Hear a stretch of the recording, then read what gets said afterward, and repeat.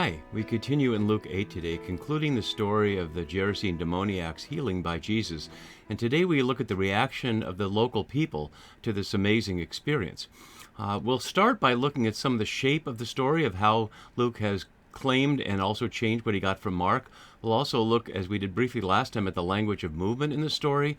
And then we'll look at some of the shape of the whole picture and then use some recent scholarship on military revolts to see how what Jesus was doing in this place was apparently to trigger a revolt against the Romans, but it's refused by the scared local people there for reasons that we'll explore momentarily. So as we begin, we're looking at this comparison with Mark on the left in the blue, with Luke in the center in the pinkish, and then Matthew on the right, which we're not really focusing on. Today we're looking at this section here, and the bold parts are the parts that are unique to Luke or unique to Mark. So we see Luke has left out all the bold things here and added all the bold things here. So there are a number of ways that Luke has shaped this story he inherited from Mark to make his own purpose. As we saw last time, all the bolded parts here are the language of movement, and that's going to be key to this because the story began, of course, with going across the sea in the preceding story. And as we're following this story, just a reminder that we're looking across the larger picture from 821, where they first crossed the lake, all the way till 950, just to the beginning of the journey to Jerusalem, around two questions. Who is Jesus? The question that the boat trip was left with out of the mouths of the disciples. Who is this that commands the wind and the waves, and they obey him? And in the Transfiguration, later in chapter 9, when the voice from the sky says, "This is my chosen, my son, listen to him." And the other theme is discipleship. And Jesus will send disciples out, and then they will be successful for a while and then fail for a while. But in this story, the key is that they're not here at all. They arrived in the country of the Gerasenes, but he stepped out on land, and at the end, he got into the boat. So apparently the disciples were afraid to get out of the boat and never did, and watched from the boat, not ready to encounter the Gentiles. So that's a little bit about the larger shape, but I want to look at more of the shape based on this article by Piotr Blazer here. You can see from just 2022, just recently, studying the use of aner and anthropos in the healing of the Gerasene demoniac. And I won't go through his whole article, but something I extracted from it that I hope is helpful here is how Luke changes from Mark here the use of aner, meaning a male person, and anthropos, the generic term for a human being. And although Blazer doesn't form it into this chiastic shape, there it is. He does note the inclusio of aner at the beginning and aner at the end, and he notes the three uses of anthropos in the middle, but I'd like to suggest this forms a nice little chiastic shape around this usage. So at the beginning, the man of the city who had demons met him. At the end, the man from whom the demons had gone, indicating the transformation. And in the three pieces in the middle, he's an anthropos, a human being. Jesus had commanded the unclean spirit to come out of the human. The demons did come out of the human, and they found the human from whom the demons had gone out. So this journey into wholeness, away from the uncivilized situation of him being in the tombs and naked and homeless, to being, as we'll see in a moment, in his right mind and clothed, suggesting that's the revolution, that although the Romans promised civilization, it's actually going to be Jesus who civilized and the Romans who turned people into barbarians. So the whole story is really a parody on Roman colonial rule, and this last scene indicates that people are terrified of the thought of participating in it. As we look at this little chiastic piece, I didn't show this in the beginning. I haven't seen other scholars who noted it. There may be some, but I've found this to shape the entire unit into at least a loose chiasm this way. So they arrive at the country of the Gerasenes, and we looked in the video on this section at the use of the word chora there, which can imply region or countryside or field or some areas outside the city. And in the end, all those, it doesn't actually say all the people, we'll get there to talk about that when we get to that verse, but the surrounding country of the Gerasenes matching there. And then in the green, he stepped out on land, and in the green, he got back into the boat, and then the man of the city with the demons met him, and the man from whom the demons had gone begged to be with him. And then in what's normally considered the B parts, it's the demon-possessed man with Jesus, and then Jesus with a non-demon-possessed man. And in the middle is the swine heading down to the lake to be drowned, which we looked at last time. So we see this entire scene as this transformation of the one man, but is it a transformation of the people in Gerasa, or in this region of Gerasa? Apparently not. Another element to look at as we begin the story here, and we saw this at the start, but I really want to emphasize it now, that this is part of a male-female pair with the woman at Simon the Pharisee's house who anointed Jesus' feet with oil and dried them with her tears. Dried them with her hair. And that was a woman of the city, and this is a man of the city, and the city will be named at the end. And so we see this various parallels we'll see in our section today had been saved, connecting with that there. So a woman in the city who is saved by Jesus because of her intimacy at his feet, and a man of the city who is also at the feet of Jesus, saved by having the demons go out of him and wanting to stay with Jesus. So I'll put the side-by-side comparison as we enter into the passage starting in verse 35. And just to remember, in verse 34, it was the swineherds who saw what had happened, ran off and told it in the city and in the country. That's the agro, as we saw last time, the cultivated land. So representing two classes of people, the elite, who would almost certainly be incorporated into the Roman leadership, or at least expected to be part of that, and we'll see whether they were or not implicitly in a minute, and the lower classes who almost certainly were not even invited to participate, but are the victims of the exploitation of the elite by the Romanization of the area. And so let's go to verse 35. The New RSV here is misleading in a couple of places. Here in verse 35 and in verse 37, it says the people came and all the people. But there's actually no word for people here. Here it's simply they came out. And part of that is to render this large group anonymous. We saw that when Jesus came out of the boat, there's simply this demon-possessed man and there's nobody else there. And the only other people in the area we've seen are the swineherds. And so when it says they all came out, it seems like they came out of hiding. Whether they were hiding from the demon-possessed man, they couldn't do that all the time, or they'd have to engage in their daily business, or they're hiding from Jesus, or they're hiding from the pigs coming down the hill. It's hard to know. But they haven't been there throughout the whole story. And so now, whoever they are, since there's no specific given in the Greek, they came out to see what had happened. It's unclear whether they came out to see the exorcism or the destruction of the pigs. In other words, whether they're interested in the possibility of Legion being expelled from their area, or whether they're terrified both at the economic loss of the pigs, which many of the people in the city probably had an economic interest in, or the threat that would imply to the Romans if the trade was interfered with by destroying all those pigs. And as we continue the story, let's keep both those in mind. So they came out to see what had happened, and when they came to Jesus, note the detail there. They came to Jesus, something added from Mark that wasn't there added by Luke that wasn't there in Mark, and they found the man from whom the demons had gone. This is not a lost and found passage explicitly, but eurisco, the verb for find, is 45 times in Luke, and certainly the lost and found theme is a major one in Luke, especially in chapter 15, with the lost coin, the lost sheep, and the lost son.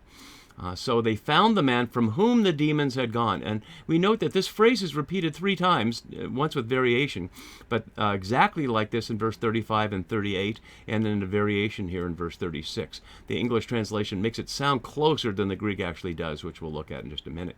So throughout this, he's going to be defined by the experience that is no longer that he is possessed by demons. So they find the person, and as we saw, that the anthropos, an air switch, here we're back to anthropos, from whom the demons had gone, sitting at the feet of Jesus. Both like the woman in Simon the Pharisee's house, but also like Mary, the sister of Martha in chapter 10, when Martha will whine that Jesus is not demanding that Mary participate in the tasks of hospitality, and he tells Martha that Mary has chosen the better part, which is to say, in the position of discipleship. So the disciples may be on the boat, but it's the formerly demon-possessed man who's sitting at the feet of Jesus, clothed and in his right mind. So he's gone to the exact opposite. We heard he was wearing no clothes, and now he's clothed, and now he's in his right mind. And the word for right mind here, sufranota, from sune, is a key Roman virtue, which is to say, to be in the mind of rationality, that you can think clearly, that separates you from animals. So in other words, he's in exactly the mind that the Romans would want people to be put in, except it's Jesus who's put him in that mind.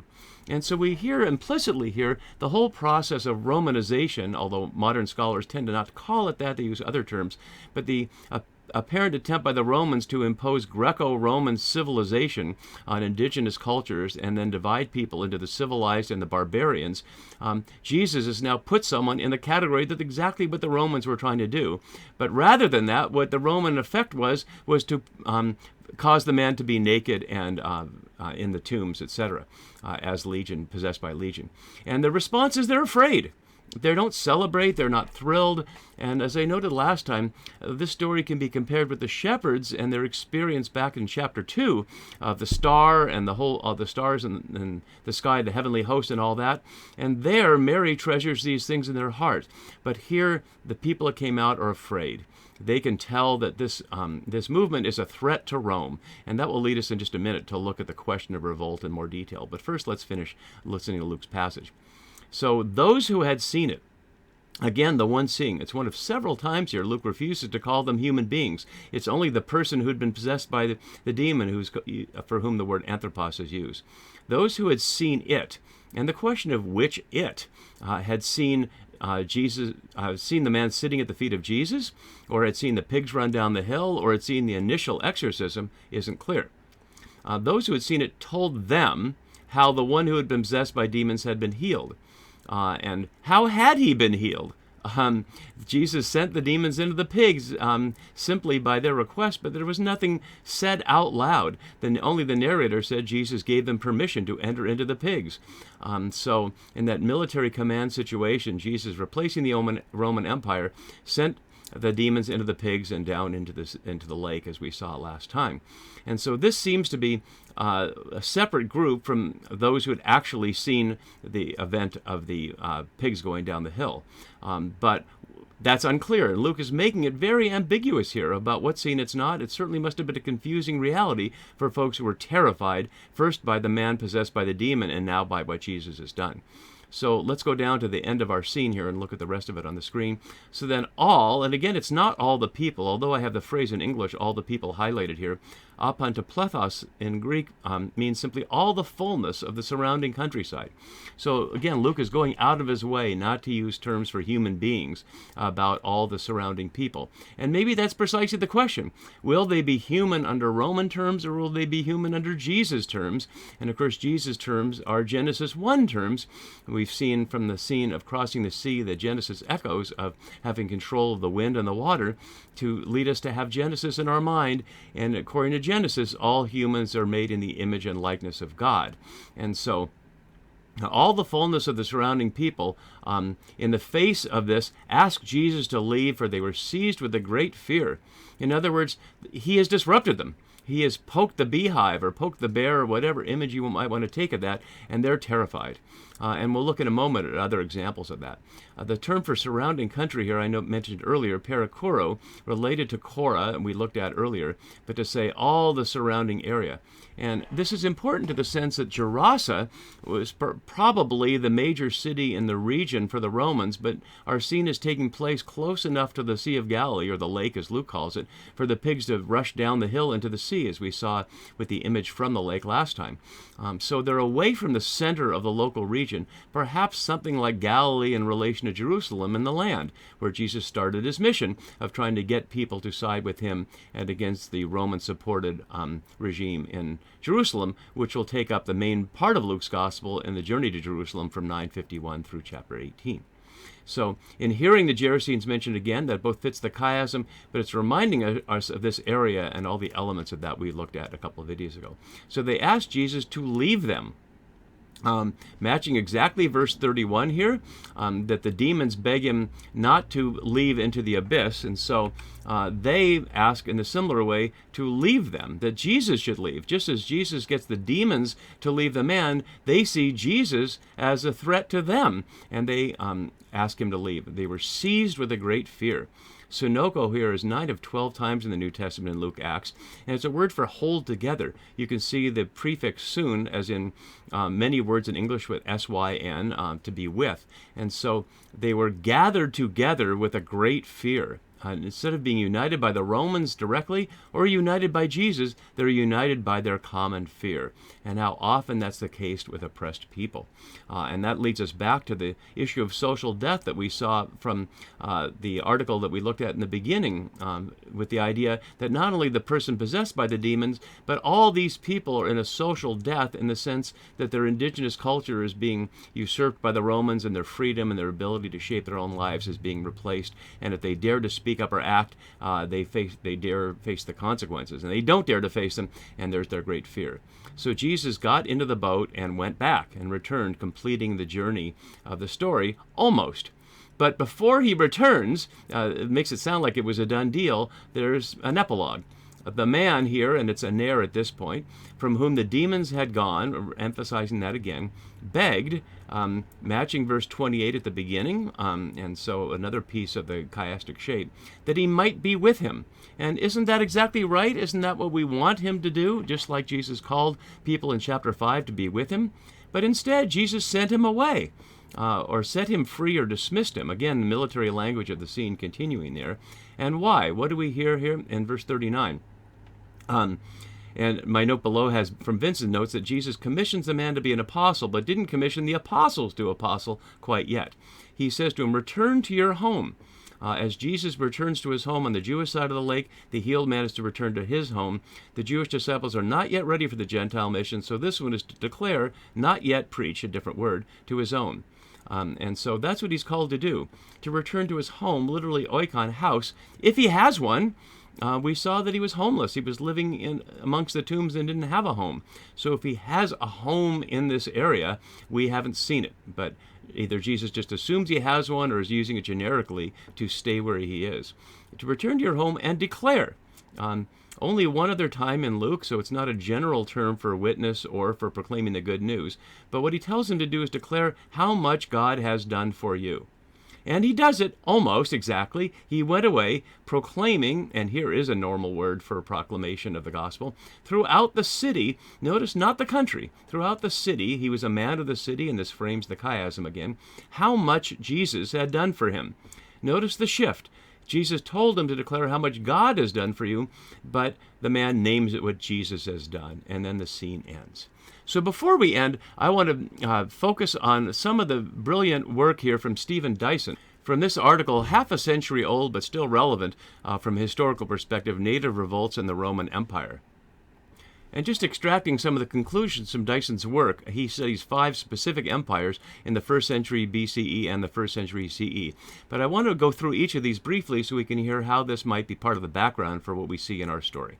He says, the uprising takes place after initial pacification, or what appeared to the Romans to as initial pacification, but before the native social structure had been changed or disrupted completely. And in the 1st century, that's about what was happening here. If we take a pause for a moment to look at this little chart from Kennedy, the book on the Gerasene region that we looked at the beginning of this unit, we can see how much of the construction of this area happened after our scene and after Luke wrote it, in the late 1st, early 2nd, and middle 2nd century, which is to say the Romans were continuing to establish their colonial rule in this area. So at the time of Jesus or at the time of Luke, it was exactly the situation that Dyson described, after initial pacification before the native social structure had been changed or disrupted completely. The revolts came at a time when the Romans were accelerating their system of administration and financial control, which raises the question of who exactly did the pigs belong to? Were they part of the wider trade that we see in texts like Revelation 18, where animals and gold and jewels and so many things were extracted from locals throughout the world and brought to local places? Each of the revolts was dominated by a single leader who promoted a greater degree of social unity than had been present normally in society. And that's certainly what Jesus is about. Present normally in society would likely have been the hierarchy between the elite and the ordinary people, as we saw from Kennedy's element of this shift in split in literacy between the elite who were well-formed in Greco-Roman elite texts and the ordinary people on the bottom who spoke a different language and created inscriptions in a graffiti form that expressed their more ancient claims to the land. So we knew from inscriptional evidence that there was not social unity in the area, and Jesus has come to bring it, to unite the elite and the ordinary people under his and God's guidance. Fourth, these major leaders and many of the secondary leaders, when they can be identified, almost always come from the more Romanized native class, which is exactly what Jesus doesn't come from, which may be one reason why they don't accept him. Often in the revolts that Dyson studies, it's members of the elite who then change their mind and decide they will side with their own people against the Romans. The revolts generally catch the Romans unawares, and that's certainly the case here. Nobody's seeing this little boat crossing over from the Jewish side of the lake would expect that they were there to begin a revolt. And then finally, there's some indication of mass psycho-religious disturbances, and how much better way to describe a person possessed by a demon who's not wearing clothes, living amongst the tombs with no home. And so, amongst all those things, we can go back and listen to the story again, perhaps, as Jesus crossing to the other side, getting his disciples to lead a nonviolent revolution by exorcising the demonic spirits. And certainly for Luke's audience, this is at least part of a cipher for the Romans in Jerusalem, when various groups began to rise up against Jerusalem, and we know what happened, and Luke's audience knows what happens. The Romans came and destroyed the whole thing. And so that may be a good reason why the local people here are terrified of the idea of disrupting this.